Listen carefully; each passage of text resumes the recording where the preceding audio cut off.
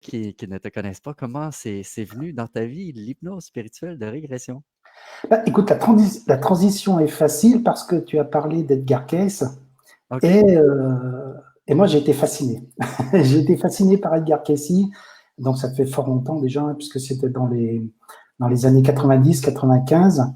Et j'étais vraiment fasciné par le fait qu'il pouvait aller connecter les annales akashiques et puis aller chercher des informations qui permettaient d'aider, qui permettaient de comprendre, qui permettaient de solutionner des défis.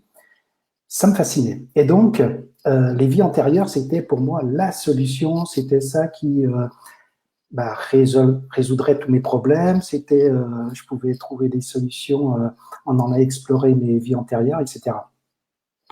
Et donc, j'ai cherché à expérimenter. Ça marchait pas trop. Je réussissais pas trop à expérimenter. Et puis, du coup, j'ai décidé d'aller voir celui qui était le numéro un, pour moi, selon moi, à l'époque, c'est Patrick Drouot. Ouais. Et j'ai fait une session avec Patrick Drouot, c'était en 95. Et alors, l'expérience a été assez magique parce que j'ai pas régressé dans les vies antérieures. Par contre, j'ai connecté à ce que je pourrais appeler la source. Ouais. Donc, connecté avec l'amour, vraiment l'amour inconditionnel. Et donc, j'ai vraiment ressenti deux choses. J'ai ressenti cette puissance de l'amour et j'ai ressenti aussi le déchirement de quitter. Euh, donc, une profonde tristesse de quitter ça. Donc ça a cheminé avec moi, ça m'a bien fait avancer. Et puis par la suite, je me suis plus intéressé au développement personnel, jusqu'à me former vraiment en PNL, en hypnose ericksonienne. Et petit à petit, j'ai changé mes croyances, enfin ma croyance a évolué et je commençais à vraiment penser que les vies antérieures finalement c'était que de la métaphore, que ça servait pas à grand chose, que finalement on avait euh, tout ce qu'on tout ce qui était nécessaire en nous pour dépasser les défis actuels, qu'on avait toutes les ressources à l'intérieur de nous, que c'était vraiment pas utile d'aller dans les vies antérieures. Donc, j'étais praticien en hypnose ericksonienne et mon but dans ma pratique en hypnose ericksonienne, c'était toujours de chercher à autonomiser au maximum et à responsabiliser les sujets que j'avais. Et, j'avais un peu de frustration par rapport à ça, par rapport à la technique que j'employais. Parfois, j'étais un peu frustré. Je me disais, oui, mais là, c'est quand même moi qui intervient, qui dissocie, qui intervient avec l'inconscient et qui projette et des petites choses qui m'embêtaient. Mais bon. Et puis, j'ai eu de la demande. Ça, c'était dans les années 2010, 2011, 2012. J'avais de plus en plus de demandes pour faire des régressions dans les vies antérieures. Et moi, à chaque fois, je répondais, bah non, moi, je sais pas spécialement faire, ça m'intéresse pas. De toute façon, vous avez toutes les ressources. Pourquoi faire des régressions dans les vies antérieures? Vous avez toutes les ressources. On Ouais. peut travailler différemment. Et puis quand même, une semaine, je crois que j'ai eu 3 demandes la même semaine, et j'ai vu un webinaire de Jean-Charles Chabot sur Conversation Papillon. Ah oui, ça fait longtemps de ça, c'est vrai. Ouais, c'était en 2012. C'était en 2012. Et là, je me suis dit, ouais, mais c'est pas possible. Il y a trop de synchronicité. Il y a trop de choses qui vont dans le même sens. Et voilà, je t'ai contacté et puis j'ai fait cette formation. Et depuis, c'est génial, quoi. Parce que pour moi, j'ai vraiment trouvé que cette approche, hypnose spirituelle, c'était le chaînon qui me manquait. C'était pour moi le chaînon manquant dans mon approche thérapeutique. Parce que j'avais fait plein de choses, j'avais plein de connaissances au niveau hypnose, au niveau traitement, gestion des traumas, au niveau psychologie énergétique, bref, j'avais plein de choses, mais il me manquait quelque chose. J'arrivais pas à relier la spiritualité d'une part et puis le développement personnel d'autre part. Et quand j'ai été formé à cette approche, je me suis dit waouh, c'est ça que je veux faire, c'est ça qu'il me faut. Et depuis, j'ai complètement changé ma pratique. C'est complètement différent, ça n'a plus rien à voir. Mhm. Et ce que j'ai vraiment apprécié, ce que j'apprécie vraiment dans cette méthode, c'est cette perspective évolutive. Donc, même si en tant que praticien avant, on avait, tous les praticiens ont à cœur d'autonomiser leurs patients, etc., mais là, avec l'hypnose spirituelle, c'est beaucoup plus, on va beaucoup plus loin, on responsabilise vraiment davantage. Et, Et du coup, aujourd'hui, je me définis plus tellement comme hypnothérapeute ou comme thérapeute, mais plus comme euh, facilitateur ou facilitateur, en fait, de cette connexion euh, à cette conscience supérieure, au monde spirituel, quoi. Ouais, ben oui, c'est effectivement, c'est vraiment comme une sorte de, un rôle de sage-femme, d'aider une Ouais, personne à accoucher c'est ça. de son savoir intérieur, d'une connexion, d'une intelligence, d'une sagesse, à quelque part, qui l'aide à plein de niveaux. Effectivement, le terme de facilitateur est de plus en plus approprié, je dirais, pour ce type de travail-là. Ouais. Ouais. Et c'est intéressant aussi pour faire un petit pont avec ce que tu as mentionné au début quand tu as eu ton expérience avec Patrick Drouot, le fait que tu n'as pas eu de vie antérieure, mais tu as connecté avec la source. Enfin, Et ce que je souvent, pense. ouais, ouais, mais ou une énergie, c'était pas une vie antérieure. Et ce qui est intéressant dans ce type de travail-là, quand on travaille en hypnose spirituelle, c'est qu'il se passe vraiment ce qu'il y a besoin de se passer. Donc, que même si on a une intention de dire: «Ah, moi, j'aimerais ça, avoir une vie antérieure», ben, quand on s'ouvre, c'est comme cette intelligence-là va guider le sujet à vivre l'expérience qui va être la plus bénéfique, utile pour lui dans son chemin, là où il en est en ce moment. Donc, c'est vraiment intéressant, justement, quand on peut avoir une attente X, mais que ça soit d'autres choses qui se passent. Puis, docteur Charbonnier, il rapporte en TCH aussi assez fréquemment. Il y en a qui veulent connecter avec un être cher décédé et ils vont vivre un extrait de vie antérieure ou d'autres choses.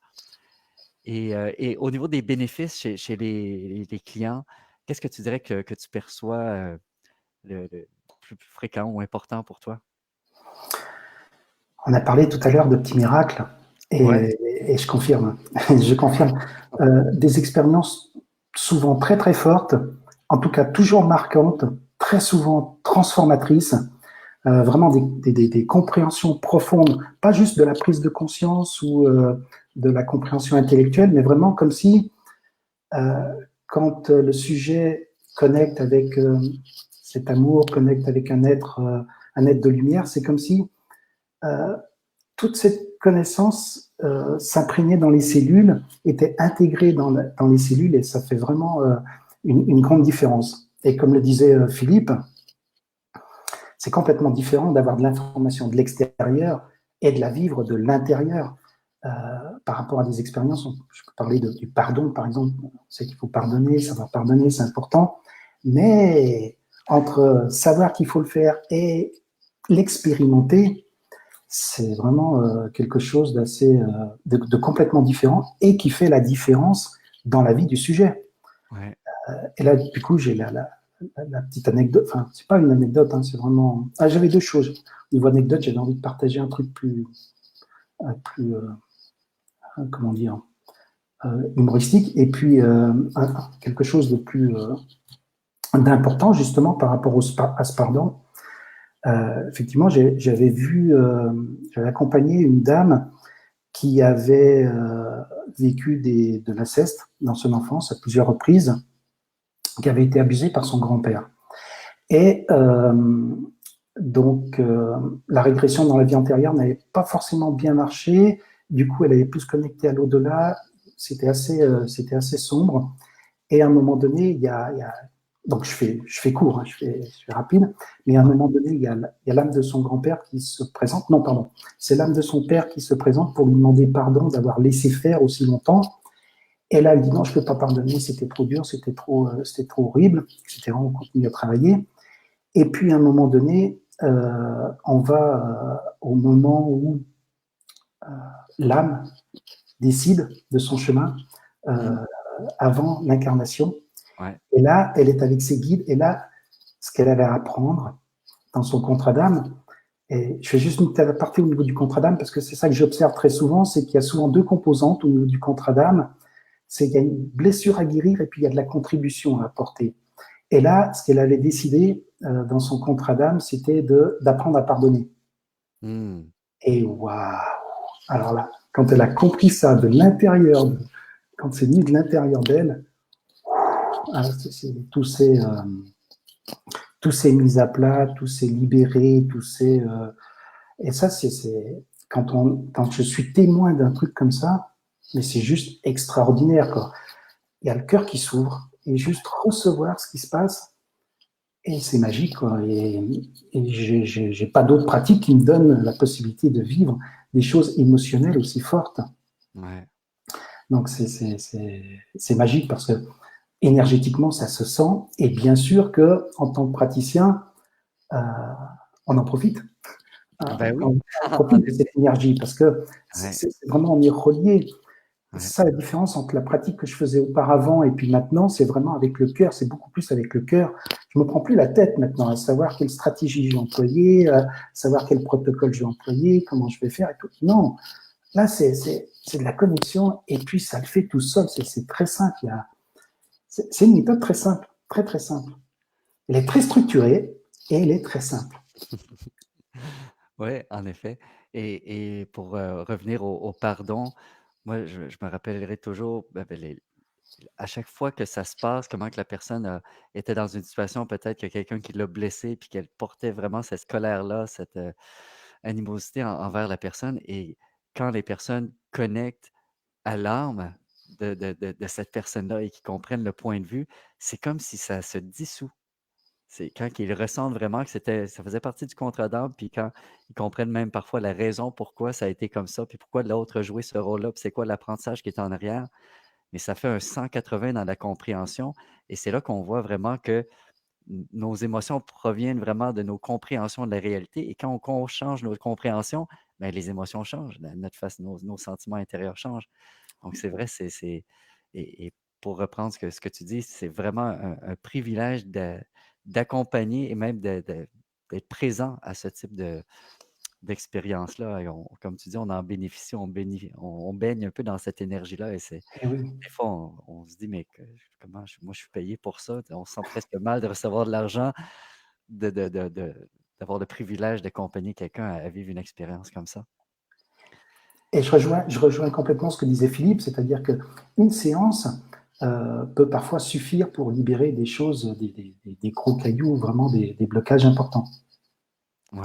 Autre petite anecdote plus humoristique que j'avais envie de partager, c'était pendant une formation que j'animais. Et dans les formations, en quelques mots, en fait, il y a beaucoup de pratiques. Et les stagiaires travaillent en 4 groupes, en fait, 3 par groupe. Donc, il y a un sujet, un praticien et puis un observateur. Et, et donc, moi, mon rôle, c'est d'observer et puis de pouvoir faire ensuite du feedback et pour permettre aux praticiens d'améliorer. Et donc, je passe dans un premier groupe et je vois le sujet qui est en train de canaliser un guide et le guide lui donne des conseils, etc. Et je vais appeler le sujet Martine. C'est pas Martine, mais peu importe. Ok, je note des petites informations pour le praticien. Je vais dans le deuxième groupe. Le sujet qui était en train de canaliser et le guide était en train de donner de l'information pour Martine. C'était pas pour le, Ah ouais. c'était pas pour le sujet de la deuxième, du deuxième groupe. C'était les mêmes, enfin, des conseils pour le sujet précédent. Ok, je prends des notes. Je passe dans dans le troisième truc. Et si, et si, le troisième était en train de canaliser un guide qui était en train de donner des conseils pour Martine. Ah ouais. Incroyable le truc. C'est-à-dire que la personne recevait des conseils simultanés de 3 guides différents. Peut-être que c'était le même, je ne sais pas. Ouais. Mais en tout cas, avec 3 aspects différents. Et puis, dernier truc, je crois que c'était toujours pendant la même formation. Au niveau formation, ce qui est important, c'est on a beaucoup de choses à voir, donc c'est le timing. Et donc, les sessions doivent durer, effectivement, on les time dans le temps. Et généralement, donc, quand il commence à s'approcher des 15-20 minutes restantes, je m'approche et je dis, ben voilà, pensez à l'heure, pensez à finir, pensez à terminer. Donc, j'arrive dans un groupe et puis donc je donne ça, je donne cette information.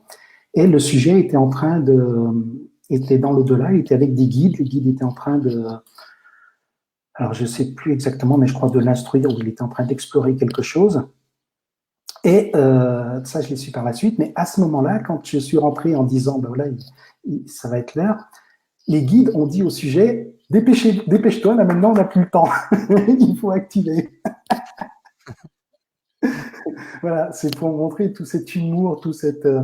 il y a plein de choses très sérieuses, mais vraiment avec beaucoup d'humour, on ne se prend pas la tête, c'est juste top. Ouais, et c'est vrai que l'humour, moi, au début de ma pratique, ça a été une des découvertes, si on peut dire, que j'ai fait. Moi, je pensais que bon, les guides, tout ça, c'était très sérieux, très solennel. Et l'humour a vraiment, il y a des trucs qui se passaient que c'était vraiment drôle. Parfois, ils passent des enseignements par l'humour, par des blagues. Parfois, c'est vraiment, ça fait partie de ce monde-là et ça m'avait vraiment surpris. Donc, je trouve ça intéressant que tu le mentionnes. Et qu'est-ce que tu dirais que ça a changé dans ta vie? Bon, tu en as mentionné quand même des petits bouts tantôt, là. Ouais, au niveau professionnel, voilà, c'est vrai que ça a changé beaucoup de choses. Ouais. Au niveau professionnel, hein, aujourd'hui, je fais plus d'hypnose dissociative. Je fais vraiment plus que de l'hypnose évolutive, de l'hypnothérapie spirituelle. Et puis personnellement, oui,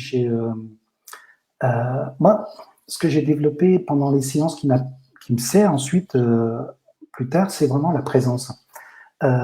C'est cette capacité en fait à ouvrir, à recevoir, sans chercher à intervenir, sans chercher à vouloir faire quelque chose, à juste accueillir comme ça les choses telles qu'elles viennent, telles qu'elles sont, accepter les choses telles qu'elles sont. Et ça fait effectivement une vraie différence dans la vie. Hein. Ouais. Je le mentionnais encore tout à l'heure j'ai eu un petit accident là. Rien que là, je vois plus les choses de la même manière. Je suis sûr que quelques années auparavant, j'aurais stressé, j'aurais été pas bien, etc. Bon, bah là, j'accueille ce truc, je prends ce truc et je fais avec, quoi.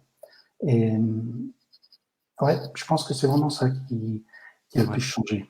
Ouais. Lâcher prise, en fait, ouais. Ouais.